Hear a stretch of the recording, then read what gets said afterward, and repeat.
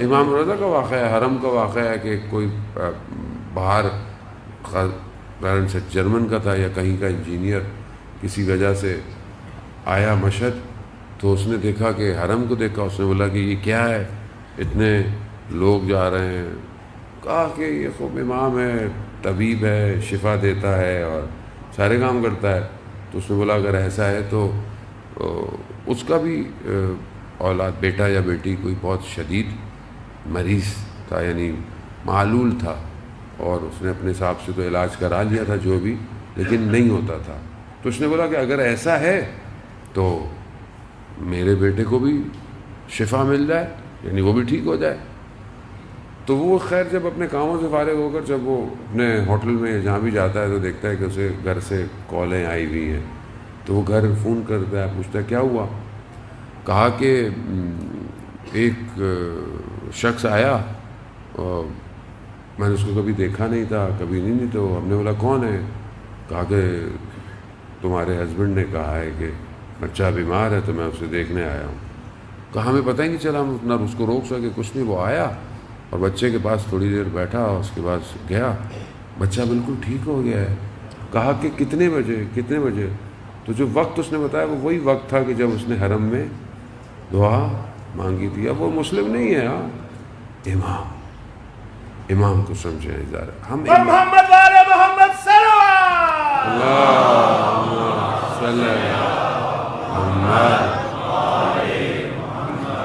امام کو سمجھے، ہم امام کو نہیں سمجھے. جانے محترم، ایک عالم دین کہتے ہیں میں حرم امام رضا میں ہی تھا. میں نے کہا کہ یہ ہر کوئی ادھر ادھر سے آتا ہے اور مطلب اتنے سارے لوگ ہوتے ہیں، خاص طور پہ مثلا آپ زیارت پہ جب جائیں، ولادت ہو، شہادت ہو، بہت رش ہوتا ہے. اور ابھی تو خیر کووڈ ہے لیکن اس کے باوجود بھی پبلک بہت ہے، پاؤں رکھنے کی جگہ نہیں ہوتی حرم امام رضا میں، اتنا رش ہوتا ہے. اس پہ وہ ایک عالم دین کہنے لگے کہ میں نے کہا کہ اتنے سارے لوگ ہیں اور ہر کوئی امام کو سلام کر رہا ہے، کوئی امام کو، تو یہ امام سب کو جواب کیسے دیتے ہوں گے. ہر کوئی کہیں سے آتا. وہ خیابان امام رضا میں تو دور سے، کیونکہ جب بھی اکثر ہم جب بھی نصیب ہوتا ہے، اللہ تعالیٰ آپ سب کو زیارت نصیب فرمائے، جب بھی بندہ ایئرپورٹ سے آتا ہے تو خیابان امام رضا پہ گاڑی آتی ہے، ٹیکسی آتی، تو دور سے جو ہے وہ امام کا حرم نظر آ جاتا ہے. مطلب وہیں سے سلام کرتا ہے. تو بھلا آ گیا ہے تو سلام کرتا ہے. اب وہ کہتا ہے کہ اتنے سارے لوگ ہر طرف سے سلام کر رہے ہیں تو امام جواب کیسے دیتے ہیں. تو عالم برزخ کی آنکھ کھل گئی تھوڑی دیر کے لیے، پردہ ہٹ گیا. تو کیا دیکھا؟ ہر زائر کے برابر میں امام موجود ہے،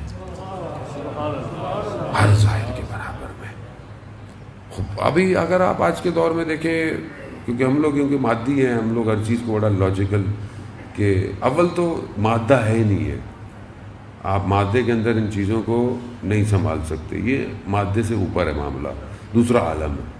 اگر پھر بھی مادے کے اندر دیکھیں تو دیکھیں بہرحال آپ کے پاس موبائل ہے، سب کے پاس، کوئی کال کرتا ہے تو یہ کال آپ کو کیوں آتی ہے، آپ کے برابر والے کو کیوں نہیں آتی. کبھی ایسا ہوا کہ برابر میں بیٹھا ہوا ہے، اس کو کال آ گئی، انہوں نے سوری کیوں نہیں آئی، وجہ کیا ہے؟ وجہ ہے کہ آپ کا نمبر مخصوص ہے. تو جب آپ امام کو پکارتے ہیں نا تو آپ کا نمبر مخصوص ہوتا ہے. اسی لیے شخص 10ویں امام کی خدمت میں آیا، مولا ہم ہر وقت تو آپ کی خدمت میں ظاہراً نہیں آ سکتے، لیکن ہم کس طرح آپ کو پکارا کریں. کہا تم دنیا میں کہیں بھی ہو، صرف اپنے لبوں کو ہلایا کرو. امام کو سمجھے جانے محترم، سارا معاملہ امام کو سمجھنے اور نہ سمجھنے کا ہے. یہ امام کو نہیں سمجھے تو مشکلات ہیں، امام کو سمجھ گیا تو کامیابی ہے. اسی امام کو سمجھنا ہے. آخر یہ کربلا کے اندر جو بہرحال ہماری گفتگو چلی تھی، ایک اور درس جو ہمارے استاد بیان کرتے ہیں وہ یہ ہے کہ کربلا میں جو دوسری طرف تھا حصہ، گروہ، وہ شیطان کی پیروی کر رہا تھا، یعنی شیطان کی پیروی کر. اب شیطان کی پیروی کر رہا، ظاہر ہے وہ پھر امام کے مخالف ہوگا. اب اس شیطان کی پیروی جو ہے وہ انسان کو کہاں لے جاتی ہے، کس طرف لے کے چلی جاتی ہے شیطان کی پیروی. شیطان دیکھیں قرآن کی کافی آیات ہیں کہ جو واضح کہہ رہی ہیں کہ یہ تمہارا کھلا دشمن ہے، آشکار دشمن ہے۔ اچھا ہمارے ہاں ایک کافی عرصے سے ایک جو مجالس کے اندر کیونکہ بہرحال ہمارا مکتب تو فی الحال یہی ہے، ہم اسی میں ہی زیادہ تر ذکر سنتے ہیں اور ذکر کرتے ہیں اور کرتے بھی رہنا چاہیے۔ ایک چیز جو ہمارے ہاں بہت عرصے لیک رہی، یعنی ایسا نہیں کہ نہیں ہوئی لیکن کم ہوئی، وہ دشمن شناسی ہے۔ دشمن شناسی ہمیں نہیں بتائی گئی، اور یہی وجہ ہے کہ دیکھیں پھر بات کہیں اور سے کہیں نکل جائے گی۔ مسئلہ یہ ہے کہ کیا کریں، وقت بھی اتنا نہیں ہوتا۔ دیکھیں اگر آپ صدر اسلام کی طرف دیکھیں اور اس کے بعد ائمہ علیہ السلام کی زندگی دیکھیں نا، تو بعض ائمہ کی زندگیاں جو خاص طور پہ آپ دیکھیں کہ کربلا کے واقعے کے بعد جو بھی زمانے میں حاکم رہے، جو گورنر رہے، کچھ بھی رہے، بہرحال جہاں جہاں، انہوں نے جو ایک سب سے بڑا کام کیا نا، وہ اہل بیت کا احترام بھی کرتے تھے، بعض نے کہا کہ ہم سب کچھ کرتے ہیں، چیزیں دیتے ہیں۔ جو ایک کام سب سے بڑا انہوں نے کیا، وہ یہ کیا کیا؟ دشمن شناسی کو ختم کر دیا کہ دشمن کون ہے، دشمن کیا کہتے ہیں۔ آپ دیکھیں کہ مدینہ رسول کے دور کے اندر سورہ منافقون اتر رہی ہے پوری، لیکن جیسے ہی رسول گئے منافق ہے ہی نہیں۔ آپ تاریخ میں دیکھیں آپ کو منافق نظر نہیں آئے گا، اور یہ سلسلہ چلتا رہا۔ دشمن نہیں بتایا گیا کہ دشمن کون ہے، دشمن کی صفات کیا ہیں، دشمن کرتا کیا ہے، کیسے، بالکل سائلنٹ ہے۔ لوگوں کو پتہ ہی نہیں چلا کہ دشمن بھی ہوتا ہے، کوئی جو نہیں ہوتا۔ جب آپ کسی کو اتنا ریلیکس کر دیں گے، اسے پتہ ہی نہیں کہ سامنے ہیڈلز بھی ہیں، گھڑے بھی ہیں، وہ گھڑوں کو بھی عزت سے روکتا ہوا جائے گا، نہیں یہ تو بڑے اچھے ہیں، تو ضروری ہیں، یہ تو ظاہر ہے، حالانکہ وہ نقصان دہ ہیں گاڑی کے لیے، شوقس کے لیے، بہت ساری جگہوں پہ نقصان دہ، لیکن آپ کو ایسا بتایا کہ آپ بولے نہیں اگر یہ نہیں ہوگا تو خوبصورتی نہیں آئے گی، یہ نہ سمجھ رہے ہیں؟ یعنی کتنا فیبریکیٹ کر دیا تاریخ کو لوگوں نے کہ آپ کو پتہ ہی نہیں ہے دشمن کون ہے۔ یہی تو وجہ ہے کہ معاملہ اتنا چلتے چلتے آ کر ابھی بھی لوگ کہتے ہیں وہ کیا ہوا کربلا میں، کیا ہوا تھا، آپ دشمن، آپ کو پتہ ہی نہیں دشمن کون ہے۔ دشمن آپ کا میرا نہیں ہے، دشمن اسلام کا ہے۔ اصل میں آپ مسلمان ہیں، آپ کو اپنے دشمن نہیں، آپ کو اصل اسلام کا دشمن۔ میرا تو ہو سکتا ہے کوئی ذاتی دشمن ہو، پرسنل کوئی میری، لیکن اصل قرآن کیا کہہ رہا ہے؟ عدو مبین ہے۔ کون ہے؟ کھلا آشکار دشمن ہے تمہارا۔ اتخذو تک کا لفظ استعمال کر رہا ہے قرآن کہ تم اس کو دشمن سمجھو، شیطان کو اپنا۔ لیکن ہماری زندگی میں پتہ ہی نہیں ہمارا کوئی دشمن بھی ہے کہ نہیں ہے۔ کیوں امام خمینی نے کہا، مشہور جملہ ہے امام خمینی کا، دشمن کا ہونا ضروری ہے، وہ کہتے ہیں کیوں؟ وہ کہتے ہیں کہ اکیلے تم کورٹ میں کھیلو گے نا تو تھک جاؤ گے، تمہارے مقابلے میں دشمن ہوگا نا تو تمہیں کھیلنے کا بھی مزہ آتا ہے۔ دشمن ہی نہیں ہو زندگی میں، آپ آگے بڑھتے ہی نہیں ہیں۔ آپ کو نہ پتا ہو، ہمارے آس پاس ملکوں میں ہمارے دشمن نہ ہوں تو ہم کیا کریں گے؟ کچھ نہیں کریں گے۔ تو بعض اوقات دشمن کا ہونا باعث خیر بھی ہوتا ہے تاکہ آپ الرٹ رہتے ہیں۔ عزیزان محترم، اب یہ دشمن شناسی ہمیں بتائی نہیں گئی ممبر سے کہ آپ کا، اسلام کا، انسانیت کا کوئی دشمن بھی ہے یا نہیں ہے۔ نہیں، میٹھی میٹھی زندگی گزاریں آپ، اور میٹھے میٹھے گھر چلے جائیں آپ، میٹھے بھائیوں کی طرح، تو آپ بھی ایسے چلے جائیں گھر۔ ہمیں بھی یہی دیا گیا پیکج پورا، بس کوئی دشمن کوئی نہیں ہے، بس ایسے ہی بولتے رہتے ہیں بعض لوگ۔ عزیزان محترم، سمجھنے کی کوشش کریں، دشمن شناسی سب سے امپورٹنٹ چیپٹر ہے قرآن کا۔ قرآن شروع سے بتا رہا ہے، مراحل دیکھیں شیطان کے، شیطان کیوں، شیطان ایک لمحے میں تھوڑی کوئی باہر نکالا گیا ہے، مرحلہ نکالا گیا ہے۔ پہلا مرحلہ کیا ہے؟ پہلا مرحلہ اس نے مادیت کو فوقیت دی، یعنی اس نے میٹر کو فوقیت دی۔ جب خدا کہہ رہا ہے کہ میں نے اس میں اپنی روح کو پھونکا ہے، سجدہ کرو، وہ یہ نہیں دیکھ رہا کہ روح پھونکی گئی ہے، وہ کہہ رہا ہے یہ تو خاک ہے۔ یعنی پہلا سبجیکٹ کیا تھا؟ پہلا کہ اس نے مادیت کو معنویت پہ فوقیت دی، اس نے مادہ گرا ہے۔ دشمن کی یہ صفت جو ہے مادہ گرا ہونا، یعنی دنیا گرا، یعنی مٹیریلسٹک ہونا، یہ شیطان کا پہلا مرحلہ ہے. آج آپ کے سامنے پوری دنیا مگر مادہ گرا نہیں ہے، مگر میٹریلسٹک نہیں ہے. گھر ہوں اچھے ہوں، بیٹھنے کی سیٹ اچھی ہو، گاڑی کی سیٹ اچھی ہو، فلانا اچھا ہو، یہ اچھا ہو، وہ اچھا ہو، سونے کا تکیہ ایسا ہو. کیوں؟ کیونکہ اس نے تو مرنے کا ان کے یہاں تو کانسیپٹ ہی نہیں ہے. ان کے یہاں تو کانسیپٹ ہے مر گئے تو زندگی کچھ نہیں ہے. وہ تو کہتے ہیں زندگی اچھی ہو پوری، بس جتنی لذتیں ہیں دنیا میں لے لو، جو کرنا ہے کر لو، پھر پتہ نہیں کہاں زندگی نہیں آئے گی، کر لو. چاہے وہ نشے ہوں، چاہے وہ ڈرگز ہوں، چاہے وہ دنیا کے سارے غلط کام ہوں. کیوں ہے وہ؟ کیونکہ وہ مادہ گرا ہے اور اس نے دنیا کو ویسے ہی فیبریکیٹ کیا ہے، ویسے ہی ڈیزائن کیا ہے. اسی طرح وہ دنیا کو لے کر چل رہا ہے اور ہم بھی ظاہر ہے اسی مادے کے پیچھے. دجال جب آئے گا تو دجال کے لیے یہی کہا جاتا ہے کہ وہ اپنے ساتھ جنت لے کر چلے گا. یہ نہیں بولے گا کہ دیکھو یہ چاہیے ادھر آ جاؤ، جبکہ وہ جنت نہیں ہوگی، وہ جہنم ہوگا. جس کو وہ جہنم سمجھے گا وہ جنت. اب جو شخص اپنی زندگی میں آج مادے کی طرف ہے، یعنی ایک جوان وہ صرف اپنی زندگی کو میٹریلسٹک اپروچ رکھتے ہوئے آگے بڑھتا ہے، چاہے اس کی ایجوکیشن ہو، چاہے اس کا پروفیشن ہو، چاہے اس کا ایکسپیرینس ہو، کچھ بھی ہو، صرف اگر مادہ ہے تو ناکام ہے. اگر وہ اسی کام کو خیر کے لیے، اپنے شعور اور عقل کے لیے پیسہ اس لیے کمائے کہ میں دوسروں کی بھی مدد کر سکوں. خود دوسروں کی مدد کرنا مادی گیری نہیں ہے، دوسروں کی صفت کرنا مادہ نہیں ہے، یہ تو الہی کام ہے. آپ خود بخود مادے کو ٹوٹتے چلے جائیں گے. ویسے بھی انسان ظاہری طور پر، آج جبر بھائی سے میری ملاقات ہوئی تو وہ مجھے کہہ رہے تھے کہ جیسے ہم لوگ ظاہری طور پر اپنی زندگی میں گھر بناتے ہیں، کوشش کرتا ہے کہ آدمی ایک پلاٹ لے لے. آج کل تو پلاٹ لینا ہی بڑا مشکل ہو گیا پاکستان میں بھائی. تو ہر سال آؤ تو قیمتیں جو ہیں وہ پرواز کر رہی ہوتی ہیں. تو وہ زمانہ کوئی اور تھا جو لوگوں نے لے کے خرید لیے ہوں گے. لیکن اجزاء محترم بہرحال وہ بتا رہے تھے بڑا اچھا پروجیکٹ ہے ایک قبرستان بہشت زہرا کہ جو یہاں سے کچھ فاصلے پر وہ مجھے کہہ رہے تھے ہے، اور کافی حد تک انہوں نے اس کو کر لیا ہے. لیکن ابھی بہرحال ایک اچھی خاصی اماؤنٹ اس کی باقی ہے. کوئی بہت بڑی اماؤنٹ نہیں ہے وہ ظاہری طور پر اگر دیکھی جائے تو جہاں ہم اپنے دنیا کے پلاٹ خریدتے ہیں وہاں آخرت کا پلاٹ بھی خریدا جائے. اور وہ پلاٹ مانوی پلاٹ ہے، یاد رکھیں، مادہ نہیں ہے. یہ مت سوچیے کہ میں 1-2 کنال خرید لوں گا تو چلو میری قبر بڑی ہو جائے گی. نہیں، آپ کی قبر بڑی نہیں ہوگی، آپ کی قبر اتنی ہی رہے گی. ہو سکتا ہے لیکن اس میں کچھ اور لوگوں کی قبریں ہوں. نہیں پتہ آپ کے برابر میں دفن ہونے والا شاید اس کی وجہ سے میری قبر کا عذاب کم ہو جائے.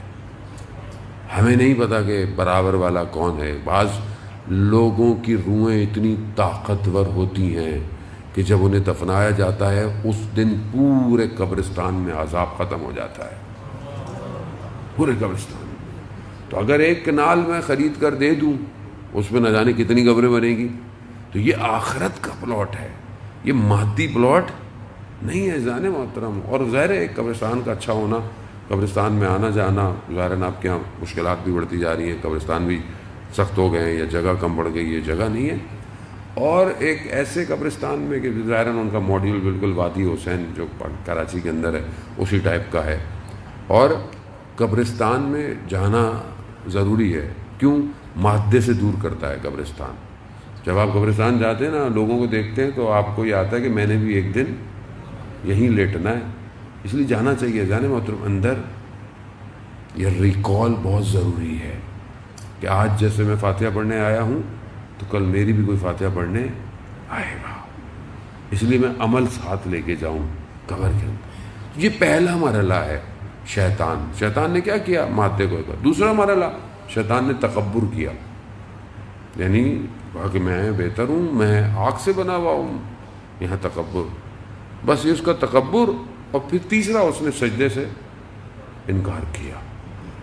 اور پھر چوتھا اسے نکال دیا گیا. سٹیپ بائی سٹیپ کیا ہے وہ. اس نے اتنی عبادتیں کی تھیں. ہم اپنی عبادتوں اپنے کاموں پہ خوش نہ ہو جانے محترم. اس نے بہت عبادتیں کی ہیں. قیامت والے دن کچھ لوگ بینکرپٹ ہو جائیں گے. اب بولے مولانا صاحب بینکرپٹ آدمی دنیا میں ہوتا ہے، آخرت میں کہاں سے ہوگا؟ جیسے آپ بعض اوقات چیک دیتے ہیں نا اور چیک جو ہے وہ باؤنس ہو گیا، بینک کرپسی ہو گئی کیونکہ اکاؤنٹ ہی خالی تھا، کچھ بھی نہیں ملا، کچھ بھی ہو گیا۔ آخرت میں بھی ایسے ہی ہوگا، یہ ساری نیکیاں کسی اور کے اکاؤنٹ میں چلی جائیں گی اور وہاں خالی ہوگا۔ بہت سارے ایسے عمل ہیں جان محترم، میں کتاب ہے ایک، میں نے پہلے بھی اس کو عرض کیا کہ 90 پیج کی کتاب ہے، خالی 3 منٹ قیامت کے، اردو میں پرنٹ ہو چکی ہے، PDF بھی موجود ہے، آڈیو بھی موجود ہے، آپ خرید سکتے ہیں آن لائن۔ اس میں ایک شخص جو آپریشن اس کا ہو رہا تھا، زخمی تھا وہ جان باز، جنگ کا بھی زخمی تھا، لیکن اس کا حادثہ ہو گیا۔ اس حادثے میں ڈاکٹر اس فیصلے میں کہ اس کا آپریٹ کریں نہ کریں کیا کریں، وہ 3 منٹ ہے، اسی درمیان میں وہ عالم برزخ میں چلا گیا، یعنی مر گیا ہے ایک طرح سے۔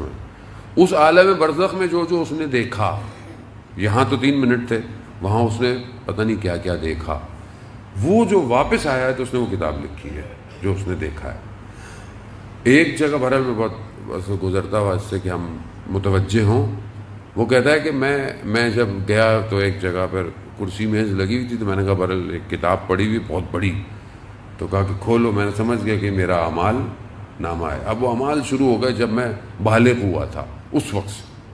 اب بعض اوقات تو بچوں کو پتہ ہی نہیں ہوتا بالغ ہو گئے نہیں ہو گئے، واجب ہو گئی نماز، واجب ہو گئی روزہ، واجب ہو گیا، ساری چیزیں واجب ہو گئی۔ اب وہ کہتا ہے کہ وہ میں نے یہ بہت اچھا تھا، اس کا عمل بہت اچھا تھا، یہ پہلے سے نمازیں پڑھا تھا، یعنی بالغ ہونے سے پہلے سے، اس لیے کہتے ہیں نا 7 سال سے بچوں کو نماز پڑھانا شروع کرتے، نقصان نہیں دے گی فائدہ ہی دے گی، تو وہ سب کو۔ لیکن کہا کہ میرے عمل شروع ہوئے تو میں نے نیک کام کیا، نماز پڑھی، یہ کیا وہ کیا، رات یعنی اس دن کا آخر میں دیکھا میرے سے ایک غیبت ہوئی، کہا کہ اس دن کا پورا عمل اڑنا شروع ہو گیا، صفحہ خالی، اگلا صفحہ کھولا، پھر شروع، تم نے یہ نیک کام کیا، تم نے اس کی مدد کی، یہ کیا وہ کیا، تم رات کو اپنی انجمن میں ماتم کرنے گئے مگر تم دکھانے کے لیے گئے، پھر سارے اعمال اڑ گئے، خالی ہوتا رہا انسان موت۔ بعض عمل ایسے ہیں جو کھا جاتے ہیں انسان کی نیکیوں کو، خوب شیطان کا کام ہی یہی ہے، آپ بہت اچھا کریں آپ سے غلطی کرائے گا، ختم۔ لیکن اس لیے بعض لوگ کہتے ہیں مولانا صاحب دل نہیں چاہتا۔ آپ دیکھیں نا جوان کا، مجھ سے کسی نے آج سوال بھی پوچھا ہوا، جوان سوال پوچھتے ہیں، پریشان تو ہیں جوان کہ میں اتنا نیک کام کرتا ہوں، یہ کرتا ہوں، پھر شیطان مجھ سے گناہ کرا دیتا ہے، شیطان مجھ سے گناہ کرا دیتا ہے۔ یہ سوشل میڈیا بہت آسانی سے گناہ کراتا ہے انسان سے، یہاں دیر نہیں لگتی گناہ کرنے کے لیے۔ اب شرمندگی ہوتی ہے، پشیمانی ہوتی ہے، اب کیا کریں؟ اب شیطان کیا کہتا ہے؟ شیطان کہتا ہے بھائی کچھ نہیں ہو سکتا تمہارا، چھوڑو یہ نمازیں کیا، اس کا کام ہی یہی ہے۔ لیکن پھر بھی جب بھی آپ نماز پڑھتے ہیں، روایت کہتی ہے کہ شیطان کی ناک زمین پر رگڑی جاتی ہے جب کوئی شخص نماز پڑھتا ہے۔ صدر اسلام میں اصحاب رسول خدا حضرت محمد مصطفیٰ صلی اللہ علیہ وسلم محمد رسول کی خدمت میں یا رسول اللہ فلانا شخص جوان ہے، وہ گناہ کرتا ہے، کہا نماز پڑھتا ہے، کہا نماز تو پڑھتا ہے، کہا بس ٹھیک ہے، قرآن کہہ رہا ہے کہ ان الصلاۃ، نماز جو ہے وہ کیا ہے، فحشاء اور منکر سے دور کرتی ہے، خوب پڑھتا ہے تو کوئی نہ کوئی آہستہ آہستہ آہستہ آہستہ نماز نہیں چھوڑے۔ عزیزان محترم، خاص طور پر جوانوں کو، شیطان وسوسے کرے گا آپ کو، شیطان بہکائے گا، آپ نماز نہیں چھوڑے، پڑھتے رہیں، ایک دن یہی نماز آپ کو بچا لے گی۔ شیطان کا کام ہی یہی ہے کہ وہ آہستہ آہستہ انسان کو، آپ نیک کام کریں گے، ابھی یہاں سے جائیں نیک کام کریں، آپ کہیں چائے بیٹھے پی رہے ہوں، کھانا، آپ سے غیبت کرائے گا۔ غیبت کیا کرتا ہے؟ جتنی نیکیاں آپ کی تھیں نا، جس کی آپ نے غیبت کی، اس کے اکاؤنٹ میں چلی گئی۔ یعنی اب آپ روز محنت کریں اور کسی کا اکاؤنٹ ڈپازٹ کر رہے ہیں آپ ڈیلی، اب کیا کریں؟ غیبت کا کیا کریں؟ شخص آیا، اسی طرح رسول خدا حضرت محمد مصطفیٰ صلی اللہ علیہ وسلم، اللہم صلی علی محمد، رسول خدا کی خدمت میں آیا اور کہا کہ یا رسول اللہ غیبت ہو گئی ہے، میں بہت پشیمان ہوں، شرمندہ ہوں میں، لیکن اب میری ہمت نہیں ہے کہ میں اس سے جا کے معافی مانگوں۔ غیبت ہے کیا؟ غیبت ہے کہ ایسی چیز آپ نے ایک شخص کے پیچھے بولی کہ جو اس کے سامنے بول نہیں سکتے تھے آپ، یعنی اس کو ناگوار گزرے. آپ نے اس کے پیچھے بولی. اب یہی ہے کہ بھائی آپ اس سے جا کے معافی مانگیں کہ میں نے ایسا بولا. اچھا آپ کسی کو بولیں تو اگلا پھر آپ کو 2-4 سنائے گا بھی, سیکھ گا کہ کیسی بات ہے. تو یہ ہر جگہ ممکن بعض اوقات نہیں ہے. تو وہ شخص بھی رسول خدا کہتے ہیں یا رسول اللہ میرے لیے مطلب میری ہمت نہیں ہے کہ میں اس سے جا کے ہی کہوں. تو رسول خدا کہتے ہیں بہرحال پھر 2 کام, ایک استغفار اور ایک اس کے حق میں دعا کرو. جس کی غیبت کی ہے اس کے حق میں دعا کرو. عزیزان محترم, زندگی کا کوئی بھروسہ نہیں ہے. ویسی شارٹ لسٹ ہوئی ہوئی ہے, پینڈیمک آیا ہوا ہے, تیزی سے آدمی فارغ ہو رہا ہے. آپ یقین کریں کوئی کینہ عداوت نہ رکھیں دل میں. شیطان کا جو دوسرا حربہ ہے نا خطرناک, وہ رشتوں کو خراب کرتا ہے. آپ رات کو آپ کے ساتھ کوئی برا بھی کرتا ہے نا, آپ اس کے لیے دعا کریں, کوئی فرق نہیں پڑتا کیا کرے گا برا, کتنا برا کر لے گا آپ کے لیے. شیطان کے جب یہ رات کو پوری فوج جمع ہوتی ہے, کیونکہ آج بہرحال موضوع شیطان ہے تو اس لیے آج آپ کو برداشت تو کرنا پڑے گا. صلوات بھیج دیں محمد والے محمد.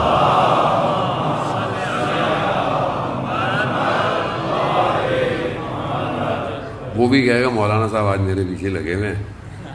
اور آسان نہیں ہے شیطان. میں بہرحال بریکٹ میں ایک عالم دین تھے, شیطان ان کے سامنے آیا, کہا کہ میرا وقت ضائع نہیں کرو, میرا وقت ضائع نہیں کرو. کہہ رہا نہیں میں وقت ضائع نہیں کر رہا, میں تو آپ سے مباحثہ کر رہا ہوں. آپ اگر علمی طور پر اتنے مضبوط ہیں تو کہا نہیں تم فائدہ نہیں ہے, تم ہار جاؤ.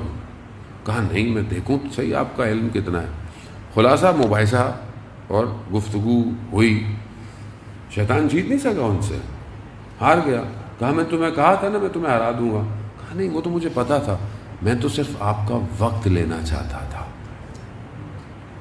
شیطان بہت ڈیٹیلڈ ہے, آسان نہیں ہے. کب سے زندہ ہے وہ؟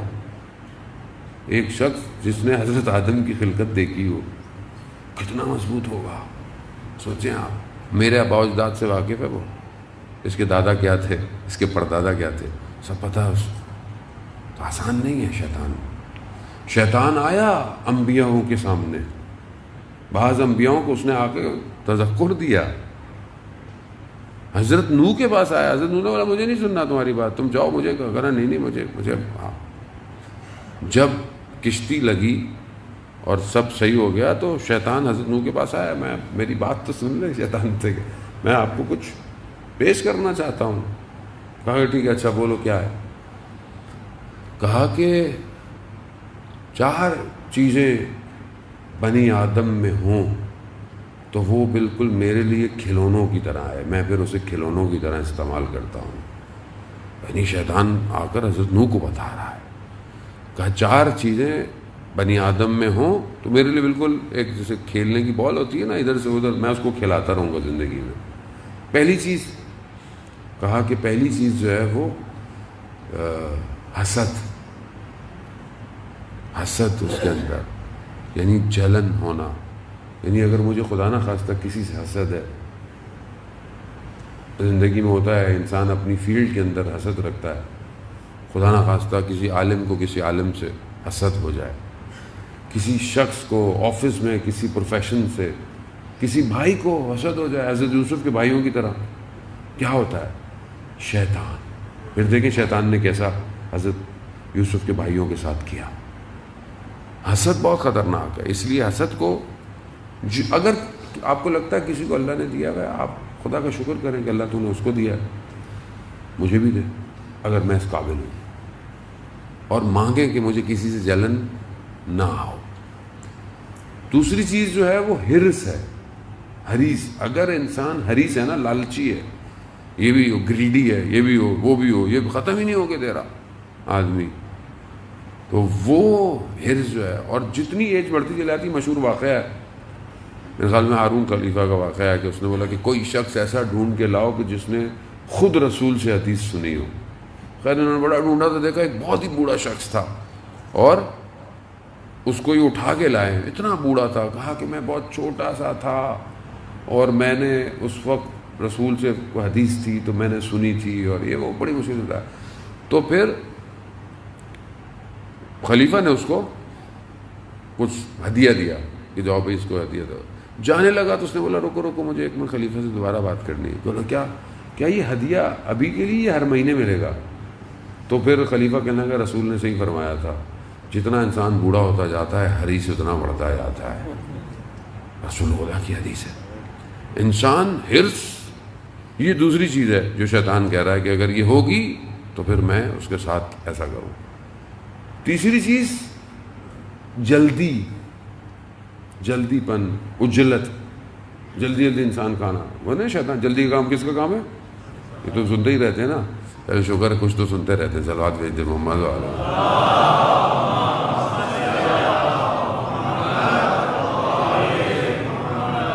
اس لیے کہتے ہیں کہ کام طریقے سے کریں، اتنا تیزی سے کاموں کو انجام نہ دیں. اور چوتھی چیز جو ہے وہ بخل ہے، یعنی کنجوس. بلکہ جو قرآن اس حدیث کے اندر، کیونکہ یہ حدیث امام جعفر صادق علیہ السلام صلی علی محمد امام نے بیان کی ہے، تو اس کے اندر جو بخل کا لفظ ہے نا، کنجوسی کا، وہ ایک لیول ہائر ہے. یعنی ایک کنجوس کون ہوتا ہے؟ بخل کے اپنا کچھ دیتا نہیں ہے، لیکن وہ ایک لیول اتنا آتا ہے کہ کوئی اور بھی دے رہا ہو نا تو اس کو وہ بھی نہیں اچھا لگتا. یعنی بعض اوقات آپ ساتھ جا رہے ہوتے نا، آپ دیتے ہو نکال کے، وہ کہہ رہا بھائی کیوں دے رہے ہو اتنا زیادہ. وہ کنجوس سے بھی ایک لیول ہائی ہوتا ہے. بھائی خود نہیں دے رہا دوسرے کو دینا تو اس کو بھی روکتا ہے. یہ صفتیں ہوں تو وہ کہتا ہے کہ میں بڑے آرام سے آدم کو کھلاؤں گا، یعنی پھر وہ میرا کارندہ ہے. شیطان کی جو بہرحال وقت جو ہے وہ بہت تیزی سے آ گئی. شیطان کا جو ایک اور حربہ ہے کہ جو آج کل بہت پریکٹیکل ہماری لائف کے اندر ہے، وہ یہ ہے کہ عزیز و اقارب، بہن بھائی، میاں بیوی، ماں باپ، رشتہ دار، ان میں آپس میں ان کو لڑاؤ، نفرت، مس انڈرسٹینڈنگ.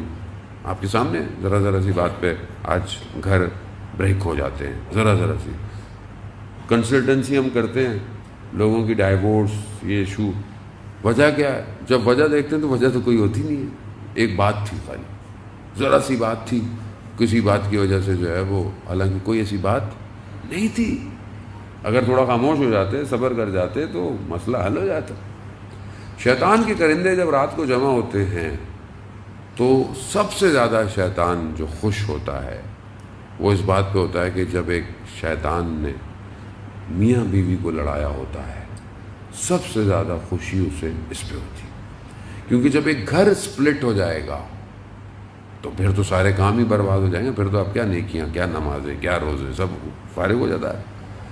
تو ہمیں جو ہے وہ یہ چند چیزیں، میں چند چیزیں بہت تیزی سے، کہ ہم کس طرح ان گناہوں کو جو ہے وہ ختم کریں. یعنی یہ جو گناہ ہو رہے ہیں، روایات ہے کہ کچھ چیزیں ایسی ہیں کہ جس کی وجہ سے سیئات حسنات میں بدل جاتے ہیں. گناہ اگر غلطی کی ہے تو وہ خدا ان کو حسنات میں بدل دیتا ہے. اور بڑا تیزی سے، اور اب سے التماس سے دعا کا طالب ہوں. ایک چیز جو ہے وہ صدق ہے، یعنی سچائی ہے. سچا آدمی گناہوں کو حسنات میں تبدیل کروا دیتا ہے. دوسری چیز حسن خلق ہے، یعنی آپ کا اچھا اخلاق. انسان کا اچھا اخلاق ہونا انسان کی بہت ساری چیزیں پروردگار بخش دیتا ہے. بہت سارے واقعات ہیں، بہرحال وقت میں دامن میں گنجائش نہیں ہے. صدر اسلام کے ایسے واقعات ہیں، ایسی ہستیاں رسول کے سامنے آئیں، دوسرے قبائل کی تھیں، لیکن رسول نے ان کے اخلاق کو دیکھ کر ان کو بخش دیا. ان کے اخلاق ایسے تھے. انسان کا اخلاق اچھا ہونا، اس کا بیہیویئر بہت ضروری ہے. علامہ تقی جعفری کہتے ہیں کہ میں ایک دفعہ گھر آیا، کسی بات پہ زوجہ کے ساتھ بڑا اختلاف ہوا، اور اختلاف بڑا ہو رہا تھا تو اچانک سے میں نے اپنی زوجہ کا ہاتھ پکڑا اور بوسہ لے لیا. وہ سب بیٹھ گیا اور کہا اس کے بعد خدا کی میرے پر ایک خاص عنایت شروع ہو گئی. کیوں؟ کیونکہ آپ نے شور کو اپنے اخلاق سے ختم کر. سامنے والا، آپ ہو سکتا ہے سامنے والا رائٹ نہیں ہے لیکن غصے میں ہے اس ٹائم، آپ خاموش ہو جائیں، آپ اپنے اچھے اخلاق کا مظاہرہ کریں، کیا فرق پڑتا ہے؟ اب آپ بھی اگر وہی کریں گے جو وہ کر رہا ہے تو پھر آپ میں اس میں فرق کیا رہ جائے گا؟ بعض وقت انسان گاڑی گزرتی ہے، سائیکل گزر جائے، موٹر سائیکل گزر جائے، اتنی شروع ہو جاتا ہے کہ پتہ نہیں جو سب بھر کے لایا تھا گھر سے وہ یہی نکال دی بیچارے سائیکل. وہ بیچارہ دیکھ رہا ہوتا ہے میں نے کیا کیا, لیکن کہیں اور کا غصہ ہوتا ہے, کہیں اور نکال لیتا ہے. اس کا کیا قصور ہے؟ پریکٹیکلی آپ دیکھیں, میں نے بھی کئی دفعہ انسان گاڑی چلا رہا تھا کہیں دوسرے ممالک میں, کہیں لگ گئی, کچھ ہو گیا, آتے ہی بڑے اخلاق سے آپ پیش آئیں, آپ بولے کہ بھائی سوری غلطی ہو گئی, یا میں کیا کر سکتا. آپ یقین کریں گاڑی لگ بھی گئی, اگلے بندے نے بولا میری نئی گاڑی تھی اور میرے تو آج تک اسکریچ نہیں آئے تھے. آپ یقین کریں میں نے کہا مسئلہ نہیں ہے, آپ چھوڑیں انشورنس کو, ابھی تو میرے پاس بھی ٹائم نہیں ہے, آپ بھی میرا نمبر ہے, آپ اپنا نمبر دیں, آپ صبح بتائیے گا تو میں خود ہی آپ کی گاڑی صحیح کرا دوں گا, جو بھی ہوگا. صبح میں اس کو خود فون کیا, پھر اس نے خود فون کیا کہ اتنا خرچہ ہے. میں نے کہا کوئی مسئلہ نہیں, آپ اکاؤنٹ نمبر دیں میں ٹرانسفر کر دیتا ہوں. کچھ دن اس نے اکاؤنٹ نمبر ہی نہیں بھیجا, کچھ دن اور گزر گئے, میں نے پھر فون کیا, کہا کہ نہیں مجھے ٹائم نہیں ملا ابھی تک. میں نے کہا تھا جب کام کروں گا تو آپ کو ریسیپٹ بھیجوں گا. پھر میری ٹریولنگ ہوتی ہے زیادہ, میں کچھ مہینے کے بعد میں واپس آیا, میں نے کہا میرا فون بند ہوگا, رومنگ پہ کھولا ہوا نہیں تھا. تو میں نے کہا یہ نہ ہو, کیونکہ مجھے خوف تھا قیامت کا کہ میں ایک پائی کا حساب کہاں دوں گا قیامت میں کھڑا ہوگا. میں نے پھر اس کو فون کیا تو وہ مجھے کیا کہتا ہے کہ میں نے آج تک کبھی کسی کے ساتھ ایسا کیا نہیں ہے, یعنی کسی کو میں نے کچھ کیا ہو. کہہ رہا ہے کہ آپ نے اتنا مجھ سے پوچھ لیا, میرے لیے یہی کافی ہے, مجھے کسی چیز کی ضرورت. میں نے کہا بھائی حلال کر دیں, نہیں نو قیامت والے دن کھڑے ہو جانا مجھ سے پیسے مانگنے کے لیے. لیکن کیا اخلاق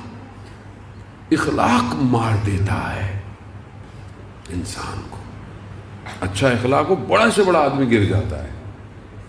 آپ اپنا اخلاق, تو یہ چند چیزیں ہیں کہ جو ہمارے گناہوں کو اچھائیوں میں اجزان محترم تبدیل کر سکتی ہیں. بہرحال وقت نہیں کہ میں اور مزید گفتگو کو جو ہے وہ آگے بڑھاتا.